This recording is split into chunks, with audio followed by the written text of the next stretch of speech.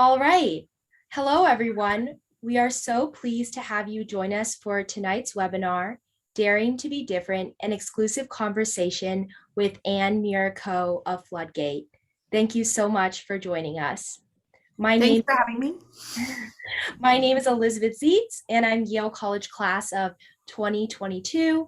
I'm so excited to co-host today's session. Tonight's event is co-sponsored by Yale Women, Yale Women NYC, Yale Fin, Association of Asian American Yale Alumni, and the Yale Club of Silicon Valley. Accelerate Yale is a global community of diverse alumni and friends of Yale engaged in innovation, tech, and entrepreneurship. Our mission is to cultivate an active, inclusive ecosystem that thoughtfully promotes meaningful connections and collaborations, while also serving as a bridge between alumni and current Yale students. We encourage all of our webinar participants to drop their names and contact info into the chat so we can see who is here. Please note that tonight's session will be recorded with all participants muted. Tonight's session will be 1 hour and we will reserve the final 25 minutes for your questions. If you have a question that you would like to submit, please do so using the Q&A button on the bottom bar of your screen. And now I have the great pleasure of introducing the moderator for tonight's conversation, Wendy Maldonado D'Amico. Wendy is Yale College class of 1993 and the director of Accelerate Yale and Yale Angels. Wendy, over to you. Thank you so much, Elizabeth. I'm so excited to moderate tonight's conversation with Anne Miraco. Let me please introduce her briefly. Anne is a co-founding partner at Floodgate, and she is a repeat member of the Forbes Midas list and the New York Times top 20 venture capitalists worldwide. She was also named the most powerful woman in startups by Forbes. Anne is well known in Silicon Valley as a pioneer investor, and her deep interest in technology began when she was a child. Her dad was a NASA rocket scientist. And when she was at Yale, she participated in the RoboCup competition in Paris, France, and has also made significant investments in consumer marketplaces and software. And some of her investments include Lyft, Monthly, Emotive, and Refinery 29. Anne is a lecturer in entrepreneurship at Stanford, a co-director of the Mayfield Fellows Program at Stanford, a member of the Board of Trustees for Yale, and a co-founding member of AllRaise, which is a nonprofit committed to improving diversity in funders and founders. And it is such a pleasure to have you here tonight. Welcome. Thank you so much for having me. We are so excited to have you. So, one of the things that I found so interesting as I was kind of preparing for our conversation was how you have definitely listened to your own inner counsel on a lot of key life decisions that you have taken, even when you were very young. So I'd like to start not all the way back to when you were really, really little, but I'm so curious about why you decided to come to Yale, and why you didn't say go to Caltech or Stanford or MIT, given that from the get-go, you seem to have this deep interest in math and technology. So can you talk to us about why you chose Yale and how that liberal arts background and education ended up benefiting you as you developed your career?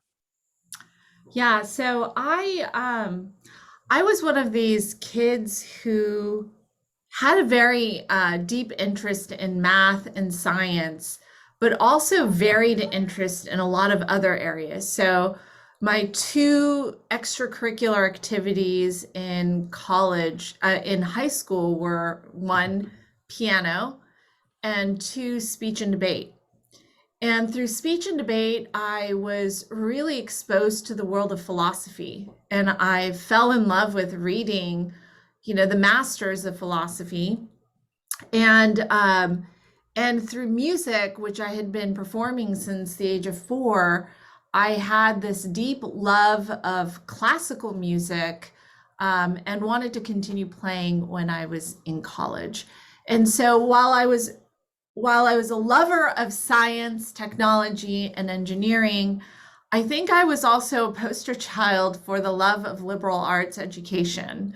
I wanted and thirsted for knowledge that was universal and could stand the test of time. And that was something that I felt Yale provided. It was deeply rooted in this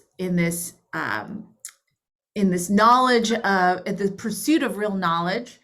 And on top of that, it had this thriving arts culture that I thought was amazing, because when I went to visit, if you didn't want to just go to a party and drink, you actually had the opportunity to go to the Yale Rep, or you had the opportunity to see a singing group perform, or you could see a dance troupe. There's so many other things that you could do on any given night, that I think that's what I fell in love with when I visited. And I just kind of knew in my heart that that was the place I belonged. It manifested by, like, it was the only college sweatshirt I bought. And so when it came to choosing a school, I think I just knew that my gut was telling me something at that point. Interesting. Okay. By the way, what college were you in? I was in Timothy Dwight.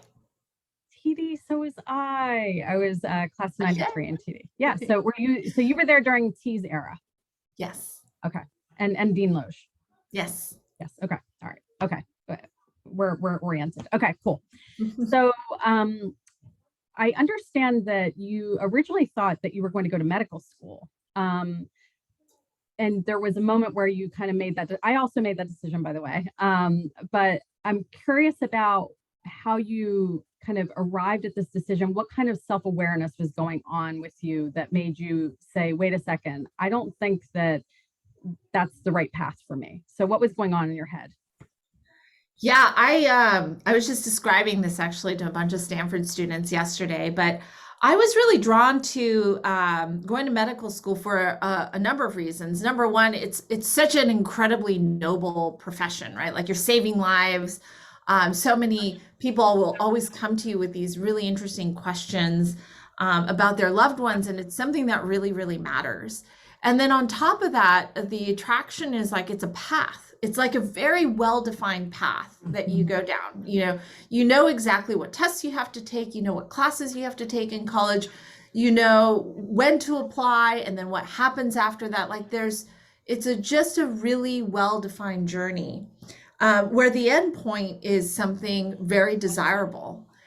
And but I think the realization that it wasn't for me was a really painful one, because for a long time, it was what I imagined I was going to be after I graduated. So I spent my first summer after freshman year taking organic chemistry, and then the second summer, after my sophomore year, studying for the MCATs. And my roommate, Kathy Choi Smith, who is also in TD, she was and she is a current doctor. I always hold her up as sort of the prototypical person you want as your doctor. She's incredibly empathetic. She's kind. She's the person that everyone would go and talk to when they had problems. She was just sort of a wonderful human being. And I just remember, like, as we're riding our bikes furiously to Kaplan to study for the MCATs, this kind of realization struck me that I didn't like actually hospitals. I didn't like the lighting. There's like a lot of things that I didn't like about it. And more importantly, I actually didn't like when people complained to me about a lot of things. And there was sort of this notion that you actually have to have this incredible empathy for humans. You have to be patient, you have to be kind in a very different way. And then also the way your mind works has to operate as a doctor, right? You don't get to experiment. You don't get to just sort of do things on your own terms. And I kind of enjoyed that. I like thinking about things from first principles and like revisiting and having people tell me what the right course of action is not something that I love. And so so as a result of that, I knew, like, as a doctor, you need to actually care about what the right course of action is according to the book. And there's some degrees of freedom, but it's not just infinite. And so I just knew that the way my mind works wasn't going to operate well in a hospital setting where people's lives really were at stake. Okay. So, so you made this decision that you're actually not going to be a doctor, and you're moving through Yale now, and you're starting to wonder maybe what you will do instead. And you are a work study student. You're working for the Dean of Engineering, and one day there is a visitor that arrives to Yeah. campus. So I Yeah. would, can you please share this incredible story of this Yeah, I mean, visitor?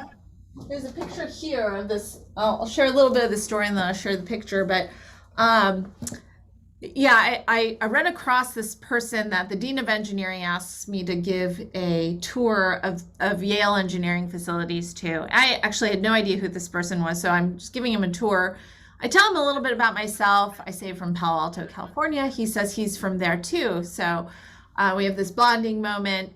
And then at the end, he says, well, what are you doing for spring break? And I said, well, so it happens I'm going home.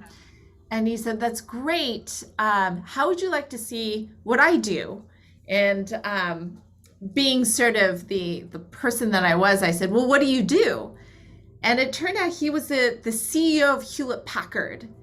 And this guy, Lou Platt, was just the nicest person. And so for literally a little over a week, I followed him around. And at the time, Bill Gates actually came and presented.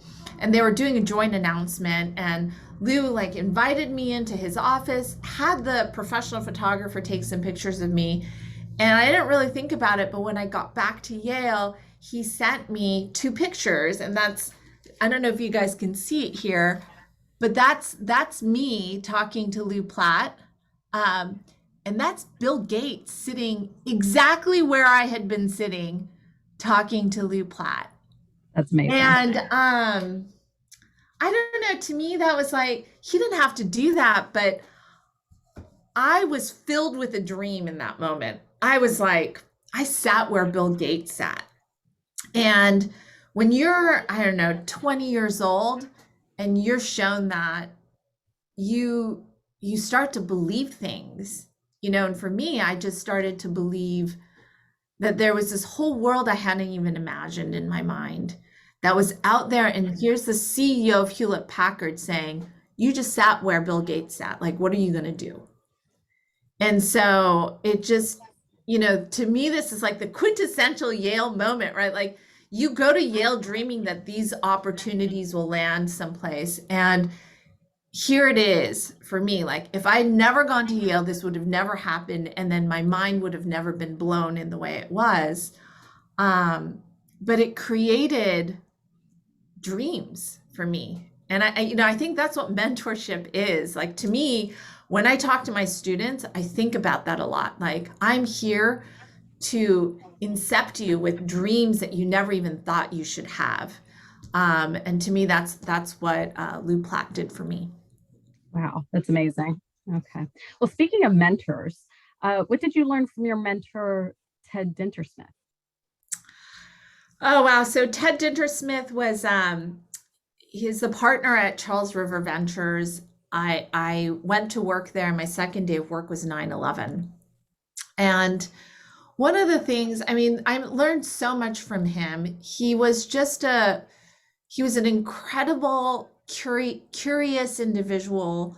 And one of the things I always struggled with was, I'm an introvert. And so how do you network when you're an introvert? Mm-hmm. And I could watch Ted connecting with people and learning about people. And I could watch him and I could say, that's a way of networking that I can do, because I do want to meet people and I love meeting and learning about people. I just can't, shake hands and kiss babies over and over again. But the way he did it, where he really learned about the human and did it in this really kind of intimate format, I could do.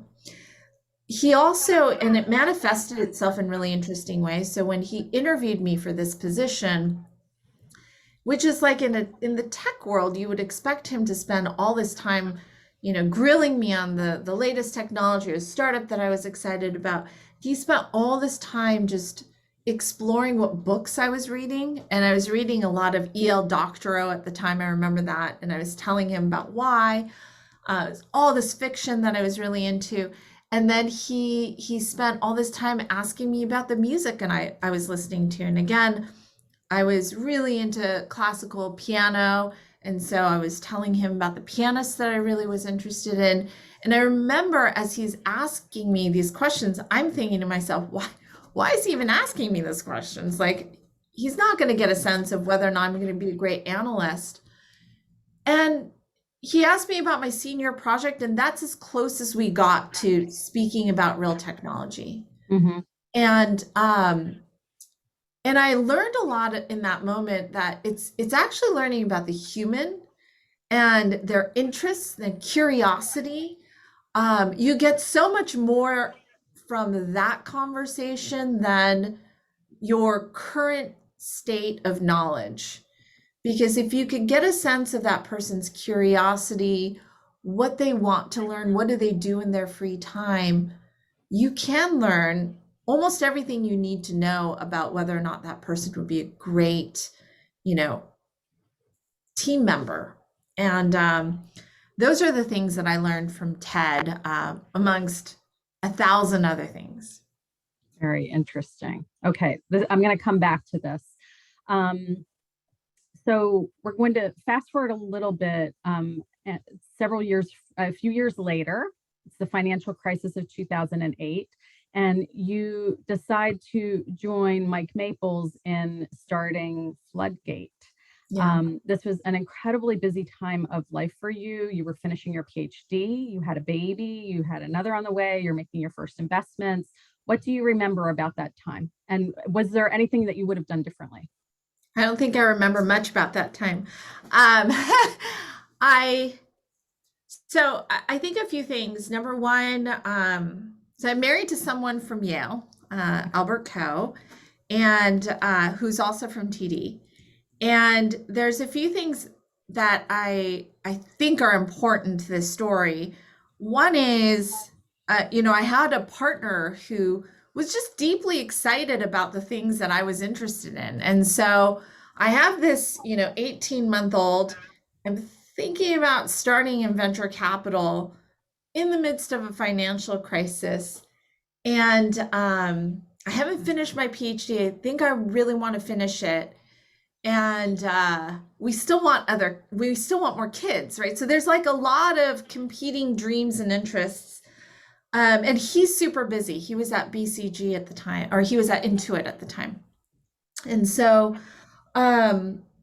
so within that, and then to layer on top of this, like, you have to realize when you first started a venture capital firm, you're buying into the partnership. So you're paying money every time you cut a check into a company.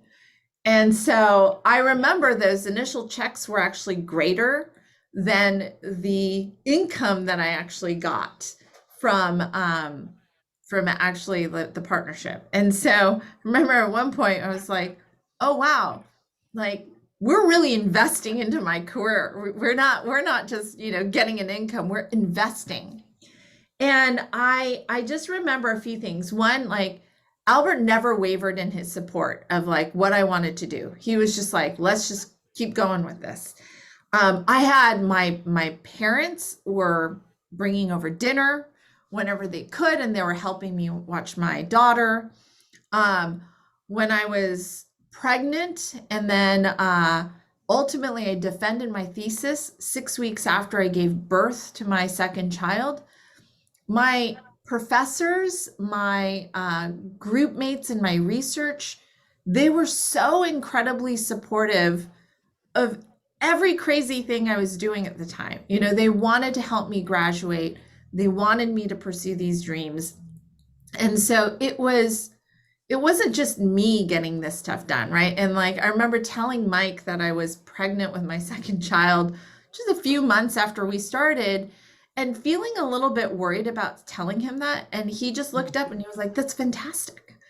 And so it was truly this like incredible team effort to get me across the finish line.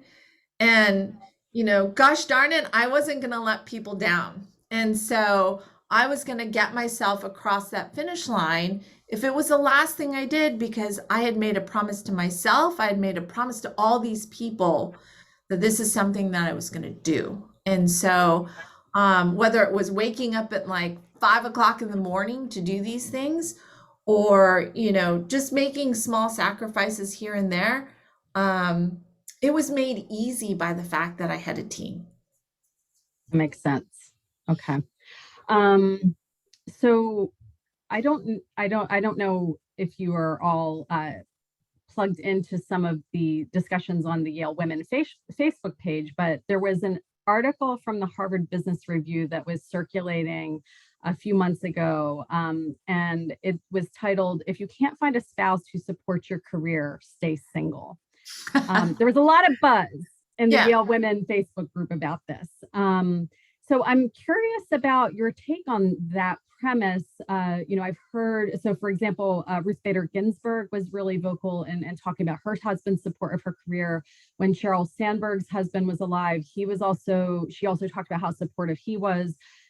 What do you, we're sensing a theme here with very successful women, but I'm curious about your views on that particular premise of that article. I think, I don't know the other side, right? Like, I feel like all I know is actually having a very supportive husband. Look, I think it's really important to have some people around you who are a big fan of your work. And I'm a big fan of his work as well, right? Like, he's the CEO of Early Warning and Zelle. And so don't use PayPal, use Zelle.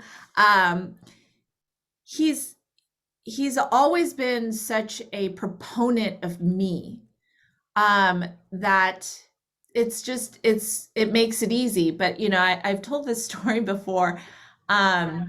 We have this neighbor who lives across the street from us. She's this Japanese woman, and my mom sometimes comes over to drop off dinner, basically almost every night. And she stopped my mom at one point, two Japanese women speaking, and she said, our kitchen faces the front street, and so she said, and the sink is right there, and she said, I never see the wife washing the dishes, only the husband. And I remember I spent like the next 2 days, like in front of that window, like washing a couple of dishes just to make sure she might see me, but then I let go of that pretty fast. But he does his own laundry. Like, when we say it is like, we're a partnership in the work, in our professional lives, and then we're partners in our home. Like, he does so much. Like, he coordinates a lot of the kids' sports activities. He's been the treasurer of like the soccer team. Like, he does all these things, and he's actually our family travel agent. And so it is actually really important to have someone who is a true partner on all elements of your life. And I think part of that is just being a fan of each other and the fan of the work that the other person does, because if you're a fan of that, then it's easy. You want to support it. And it's just always felt that way for me. I'm really grateful for it. Thank you, Anne. So when we're talking about being fans of each other, I'm sure that he is a fan of you and some of your superpowers, particularly with your uncanny ability to identify strong founders who will go on to build incredible companies. So first of all, I'm curious about what you would think, what you would say some of your superpowers are. What makes you a distinctive investor and so kind of savvy about identifying those founders? Yeah, I think it's a few things. One is it's a sixth sense about people before they're famous, right? So I think it's easy to know someone's a great founder after they're famous and they have a lot of achievements. I'm good at it when before they're known. And part of it is I think because I run these programs at Stanford and I see literally hundreds of applications coming in and I've seen thousands of students. I just know what they look like when they're 20 and they have nothing on their resume, and I know what they can become. And so that rinse and repeat process has been something that I've gotten really good at, identifying great talent before the rest of the world believes. And then the second thing is, because again, this is more just practice. I've been investing in super early stage. So a couple of people working with an idea, not even a product, for now 14 years. And then, while I was at Stanford as a PhD student, advising a ton of students for many years during that period as well. So probably close to 20 years, this is all I've done. And so I know the journey of just an inception idea to product market fit, which is not a straight line journey. It's has lots of curves, has lots of places where you could fall off the road. It has an undetermined amount of time associated with it. So we've seen companies hit product market fit in a few months, and other companies where it's taken years, and other companies where they never even got there. And so I've seen that so many times that many times when we look at a company, we can start to diagnose, maybe you should work on this piece, maybe you should work on this other piece. And I think we can help guide people to get closer to it over time. And we're good at that kind of discussion. So I see one of those outstanding future founders, I'm so curious if you would be willing to share what some of those qualities are that you can identify in a founder at that early stage. What are some of the essential characteristics of the founders that you would kind of say will be that future transformative founder? Yeah, we're looking actually for two types of people within a founding team. What we call a super thinker. They're navigating an idea maze. So they understand the history of what's happened in the space, what's worked, what hasn't, why, who's done these things, what's the business model. They understand all of the contours of all the startups in the space over many years. Then there's another person who is what we call the super builder, and sort of what it sounds like. They're really great at high cadence building. And what we love is just that combination. Because if you have someone who really understands what's happened, what's the mistakes, where could this go?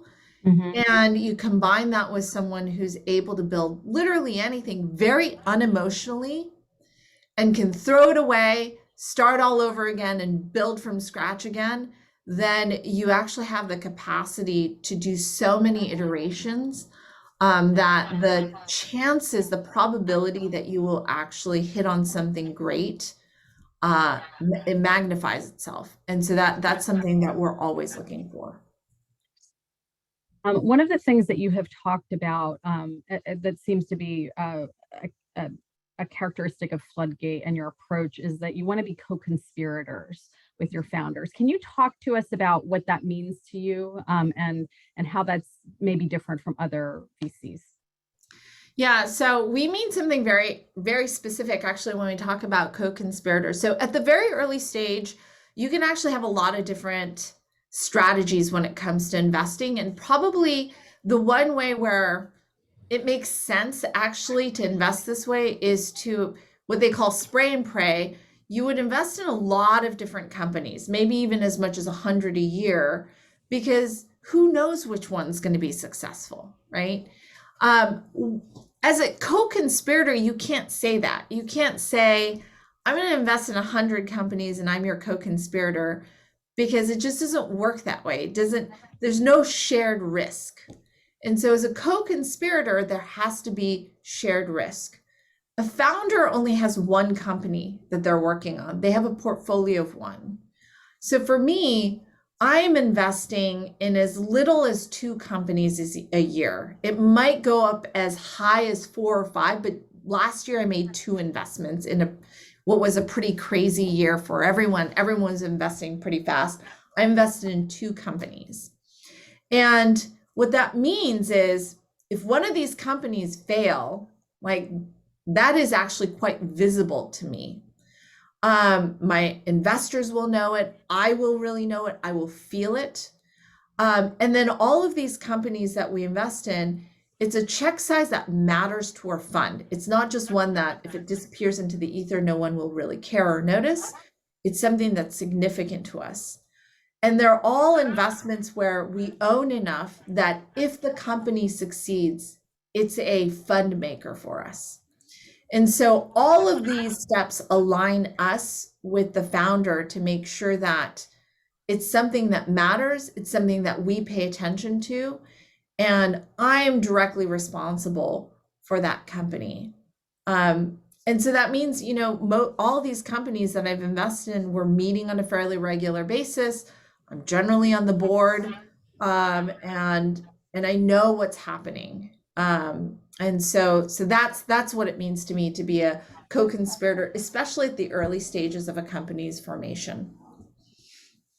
One of the things that people are constantly talking about in the startup world is product market fit. And you talked about that earlier, how it can be a wending way to get there. What does product market fit mean to you? I'm really curious to hear that. Yeah, I guess there's two components to it. One is like what we think that there's 2 stages before you even get to product market fit. One is you actually have to have an insight about the market. So in order for a startup to even exist and have a reason to exist versus a large company doing the product, or you know, another company coming in and doing the same thing, it's because you actually have a secret about something. And usually that secret has to do with something exponential that's about to happen. So that's one element. We call that an inflection point. And then once you have that insight, then it's actually about building a product, building a business model, and having a strategy to go to market that actually allows you to capture that insight and capture the opportunity. So most people believe product market fit is just when you have this pull of the product into the market, but we actually think that it's this tendency that where you see the product being pulled into the market actually has a lot of different components to it and a lot of dependencies. And you could fake it. You could fake product market fit by selling, you know, $1 for 80 cents. A lot of people will buy that, right? But that's not product market fit. Product market fit is actually you are creating value and lasting value for the company to capture. And where does that come from? Usually there's something like a technology, there's a regulation, maybe something's happened in the ecosystem that's changed that pushes a new product, a new idea, a new company into the world. And a founder who's living in the future can see that and can build it. On the other side, there's this element that the founder doesn't fully control, which we think of as the pull. And that is there's a moment in time where an audience is fundamentally ready to receive this new product, this new idea, this new company. And it might be because suddenly this product is a lot cheaper. Maybe it's capable of doing things it never did before. Maybe it's just sort of positioned in a way that's magical to the audience. But when you marry that push and that pull together, that's when the magic happens and you get this incredible hockey stick rise. And the insights there of like why this is about to happen, That's what we're looking for from the founders. Thank you. All right, I'm going to ask you a couple more questions. I really want to make sure that we leave time for our audience to ask you some questions. I would just a quick side note. If you have a question for Anne, please put those questions into the Q&A box. Please do not, any questions that are in the chat, we won't be able to look at. So please throw those into the Q&A. That helps us stay organized. A couple more questions for you, Anne. One question that I have for you is around women in VC. VC is known for being very male, very white male. We're starting to see more women and people of color come into venture. And you are part of All Raise, which is all about increasing diversity for both founders and funders. I'd like for you to talk to us about two things. One, what advice would you have for anybody from an underrepresented background about getting into VC? And secondly, what are the benefits? Quite honestly, what are the benefits of having a more diverse base of founders and funders out there? Yeah, I mean, so I'll start with the benefits. I think so. Venture capital is all about investing into network effects. And network effects means each additional person who comes in, they benefit even more from like this huge group that already exists within there. And you just sort of grow exponentially the value with each additional person.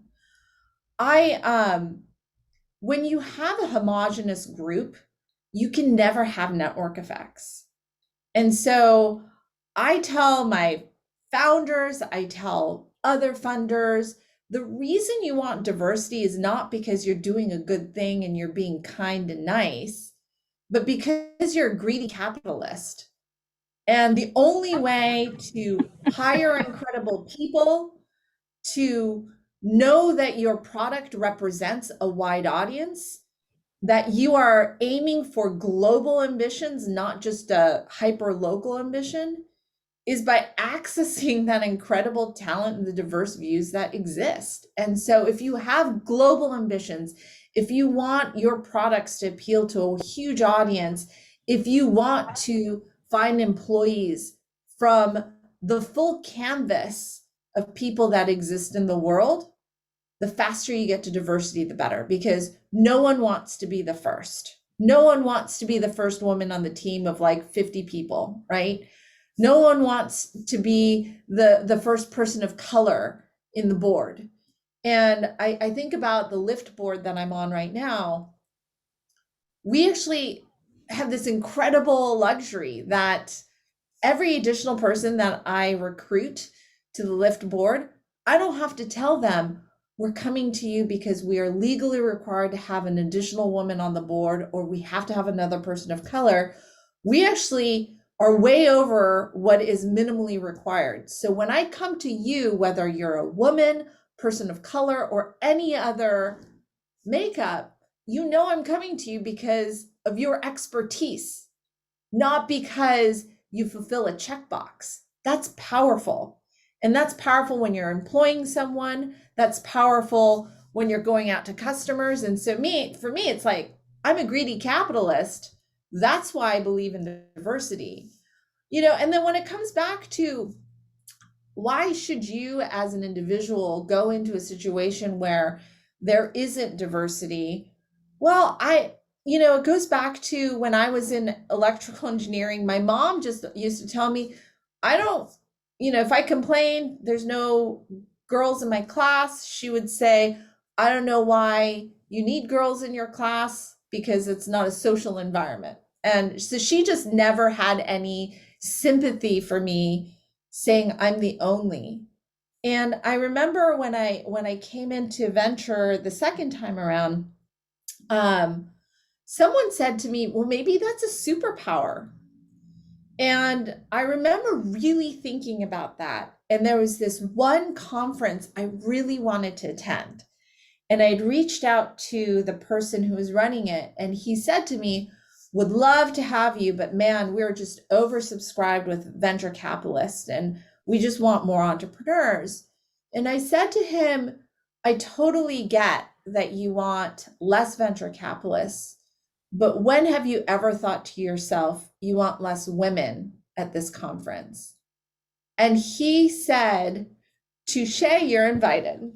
And I remember thinking to myself, it is a superpower and it is a way to get noticed. And it's not something that I have to bear as like a burden, but rather it's a way for me to have power.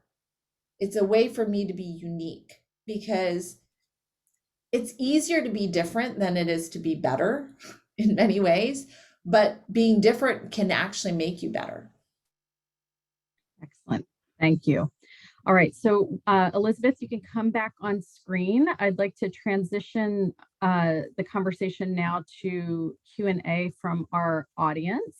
So Elizabeth, I will go off screen here and I will support you behind the scenes, but you're welcome to launch with the first question and we'll go through the questions in the Q&A box. Thanks, Wendy. Lots of great questions here. Our first question is, Anne, I read that your dad would encourage you to be world class at whatever you did. And I was wondering how your dad's question of, can you be world class, shape your path and career decisions? Man, my dad's just been a huge influence in my life. Sadly, he has dementia now, so we don't have these conversations anymore. But he was the person who actually held himself to that high standard, and I could see that. And so when he would ask me if I had made like a full effort on anything, it was hard to say no. And that voice stayed with me even when he wasn't around me anymore. So in college, I just remember thinking always like, I have to do not just a good job, but a great job on all of these small things. And that, I think that was what was the most important lesson. Was oftentimes you'll think like, okay, for my senior project, it has to be amazing, but like this problem set doesn't really matter, right? And his point was, it does matter. Like the small things are actually where it really matters. And that's where you can actually really differentiate yourself. And in the places where I've developed such great mentors in my life, it was because of that. Like I cared about stupid things. Like when I was a TA in a class and we would have a session on Saturday, I like would run around getting, food and drinks and making sure it was just right, instead of just, I don't know, going to Safeway and buying like the donuts that were available at the time. And so it was those things that I think, helped me be noticed, and then also fundamentally pushed me in my career. Thank you, Anne. Our next question is, you mentioned the powerful super thinker and super builder co-founder pairing.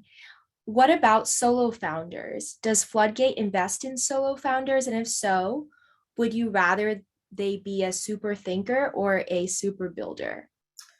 So we have invested in solo founders, but part of the reason that I place such an emphasis on both of these is that that's what we actually, when we've invested in solo founders, we found that one is missing.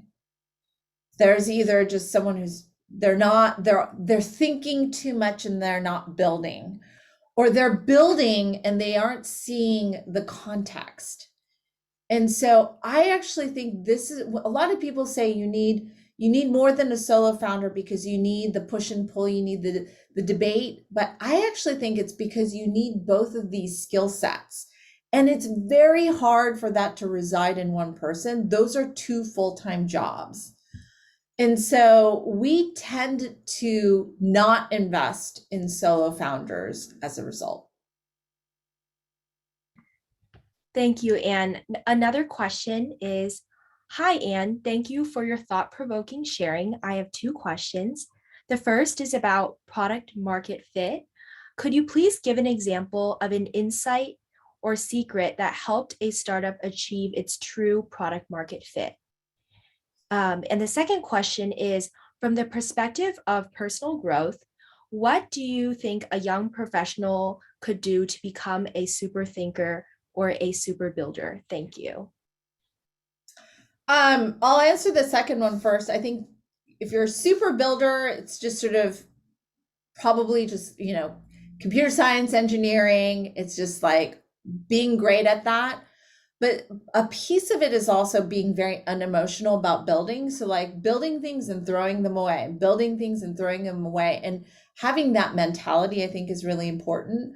A super thinker is just someone who's super curious and is unafraid to find and contact all of these different people who have that knowledge. So in the class that I teach, I make them go and talk to at least 10 experts in the field just for a class exercise, right? And what they realize is in order to get to 10 people, they actually have to email like 50. And so I think part of it is, how do you go about that process of gathering information? Do you just sit around and read books? Or do you go out and try to find people who have these secrets? And so I think a lot of it is actually going out and finding the people who have secrets, not just doing sort of reading on web and like, but I also think the personal sort of building, personal first principles thinking is also really important. The first question around product market fit, and it was a question, an example, right? So Yes. I'll give you the example of what we saw at Lyft. So Lyft actually moved from Zimride to Lyft in 2012. And there are a few observations that the team made. Number one, this isn't a persistent insight, but it was that Facebook Connect at the time created this like weird trust that doesn't exist anymore. But it was almost like, hey, if you're Facebook connected, then there is an actual person on the other side and they're not going to do bad things. So you saw this at Airbnb, and like it really was the underpinning for the sharing economy. And so we knew that was true with Airbnb. We believe that was true with your car. There was this other element where it was a technical push, which was that GPS was suddenly really good down to the feet level, and it was ubiquitous. It was on everyone's phone. And so it created this unique capability that didn't exist before, where you could place a car on a map and you could literally see that dot coming closer and closer to you, and you can estimate how long it would take for that person to get to you. And so there are all these really interesting, unique capabilities that were suddenly becoming a thing that then allowed us to like put this product out into market. There was a knowledge that Uber was working with black cars, but was there a possibility to do that here with peer-to-peer? That was a new idea. And then they had to figure out pricing, how to do pricing when there was a regulatory body that wouldn't allow you to do that. So the innovation there was asking for a donation, and it turned out people would actually pay what the suggested donation was, even though it wasn't required. So all of those pieces was like the goodwill of people. Would people be willing to do this because of Facebook Connect? And finally, the technical capability to do that. Those were the magical elements that created both the push, and then the pull was, oh my gosh, in less than 3 minutes, I can get like my friend picking me up. That was magic. And that magic then created an increasing pull. And I remember one of our associates came running into my office saying he'd taken 6 lifts in 1 week. And we just knew at that moment, like there was something special. Wow, thank you, Anne. Another question we have from the audience is, what is the most significant thing you have changed your mind about in the last year? For example, maybe becoming a new believer in some technology you were initially skeptical about. Oh, wow. I think that the area of crypto has been really interesting, because it's not so much that I've really changed my mind about it, but it's always evolving. And so it's not that I didn't believe in it, but it surprised me to the extent that there's been this massive buy-in for both NFTs, but just Web3 in general. I loved, I've also been very skeptical of how decentralized organizations would be able to work, and been pleasantly surprised at how many of them have worked. Now, do I believe that they're going to massively scale and this is the new corporation? No, but the potential of these movements have been eye-opening for me. We made some investments in 2018, really at like the layer 1, layer 2 level, and then we've just sort of paused on it for a little bit. And as we get our feet wet back again, the interest of our students and young builders in this space has been just, it's breathtaking, and it's kind of amazing because of what the possibilities are. Thank you, Anne. Another question we have is, what are some factors that you think would tell a founder not to go after VC money? Oh, this is a really important question. I think most businesses should not raise VC money, right? So VC money is very, very specific. So if you have a fund that has $100 million, that fund is supposed to triple in size over the next 10 years based on the investments that they make. So it's supposed to get it to like $300, $400 million if they're a good firm. So the investments that I make, I don't own 100% of the company. I'm not buying the whole company. I might own 5% at exit. And so what that means is these companies, all the ones that I invested in, have to exit and amass about 6 billion, somewhere between 6 and 10 billion dollars for me to really like fulfill the value of my portfolio. And most of the value of this portfolio comes from maybe 1 or 2 companies. So now you know what I'm aiming for. I'm really aiming for this investment in this company to turn into a 6 to 10 billion dollar business. That means like if you're a business that's valued at $250 million, and maybe you as a founder own still 10%, 20%, maybe even more of that company, and you are offered an exit, you have to be crazy enough to believe that is totally undervaluing my business. You have to be crazy enough to think $250 million, $500 million, no way. I'm going for $10 billion. You haven't even seen the start of my journey yet, right? Those are the people that we think that we're investing in. But if you're a founder who would say, you know what, like, this sounds pretty good, I'm going to exit now, your risk profile is not built for venture. And then there's certain types of businesses I also think aren't built for venture. If a company is actually better off slowly growing their audience, they should not raise venture. It's ones in which where we believe these inflection points are coming, something massive is changing, and people are just going to adopt like crazy without you really having to pay for it. That's where the magic of venture capital comes. Thank you, Anne. Wendy, do we have time for one more question? One more question, go for it. Our last question is, as an early investor in Lyft, what do you think about how Lyft versus Uber turned out today? And what surprises you?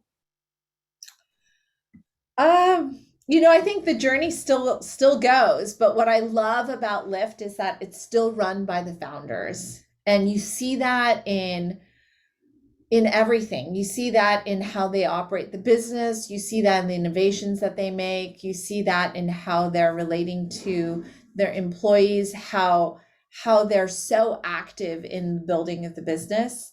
And so I just think that that's the thing that I'm most proud of.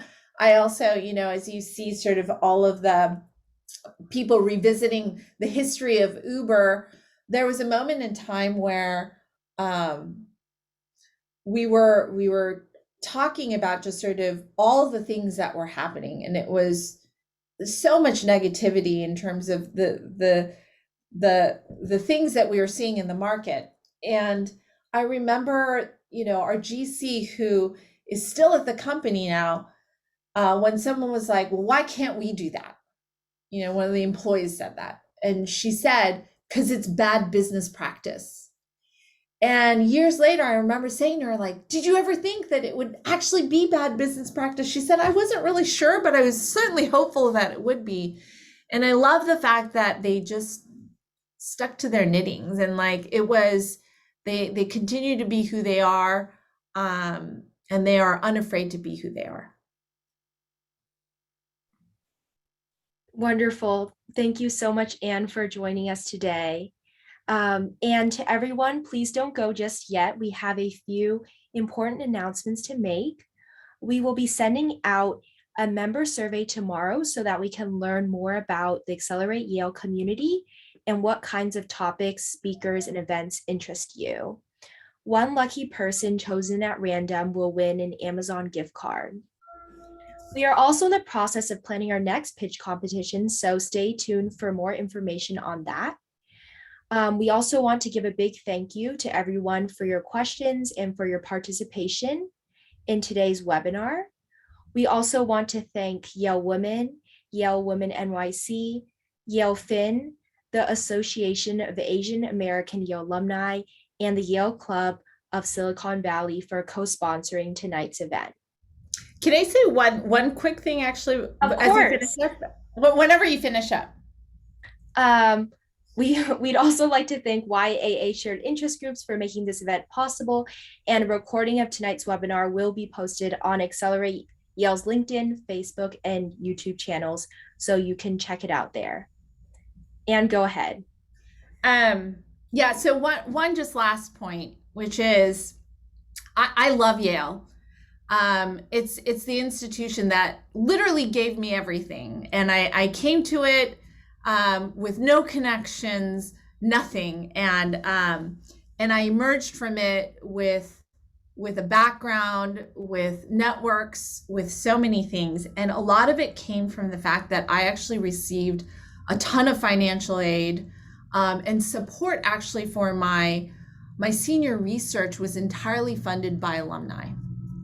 And I receive, as a Board of Trustees member, I receive a lot of questions about why should I spend my time at Yale? Why should I support Yale? And I'll tell you what, it's because like people like me can come to a school like this and really benefit. And when I look at what the Yale organization continues to do, a lot of times I see people painting the organization in this very negative light. And I think we forget the fact that the school itself, no one really gets rich from being a professor at Yale or administrator at Yale. And I think that, and if they really wanted to, they could go elsewhere and make a lot of money, right? And they choose to do it because it is service. And they serve students like me. And the alumni support actually really matters, because without that, I would have never gotten to present my autonomous soccer playing robots in Paris. And so I continue to be grateful for the engagement of alumni. I will tell you that there is very diverse opinions within the Board of Trustees. It is represented within the board. And I'm really appreciative of the work that gets done. And so I'm just here to tell you that we work hard to represent what our alumni want for the school. And I'm proud of the school and what it has done, especially over the last few years, keeping the school open for students and really caring about the teaching mission of the institution. And so just wanted to tell all of you that it's something that I'm deeply passionate about. And I hope you know that. I think there's a good group of people who continue to do incredible work. I'm grateful to Peter Salovey and Scott Strobel for the work that they do, and the countless administrators out there who do the thankless work. And thank you very much for sharing that. I think for many alumni, the Board of Trustees can appear to be this opaque body that's making all these mysterious, important decisions behind closed doors. And it's important for people to hear from you and from other trustees about the thought and care that goes into those discussions and decisions. So I just want to thank you for sharing that and shedding a little bit of light on that aspect of your work. And I wanted to thank you for your service on the Board of Trustees. Thank you. Okay. You guys, so sorry we have to wrap. We like to end on time, as you know. So I want to just thank everybody for joining us tonight. Look out for the recording and stay tuned for more great speakers this year. And thank you so much. Have a great evening. Thank you, everyone. All right, Really bye, great to everybody. see you.